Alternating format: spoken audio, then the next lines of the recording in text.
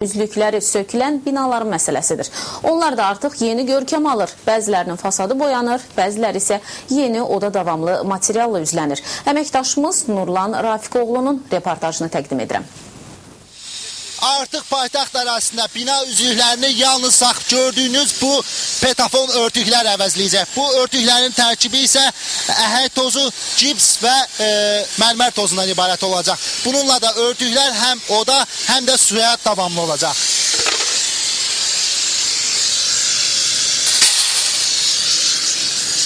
Artıq bir müddətdir ki, binaların penoplast və poliuretan üzükləri sökülür.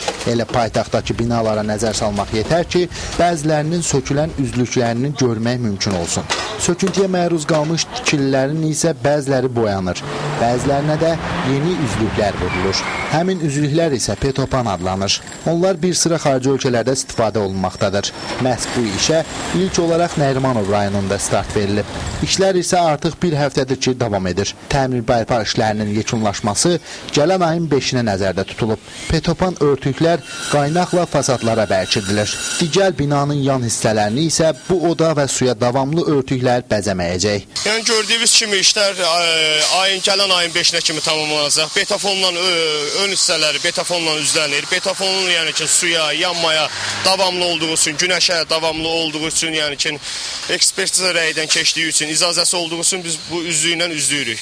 Nərimanov rayon icra hakimiyyətinin nümayəndəsi Anar Sadıqzadə bildirdi ki, artıq rayon ərazisində 20-yə yaxın binanın fasadı bu cür üzlüklərlə örtülməkdədir. İşlər bir həftə ayın 22-sindən işlərə başlamışıq.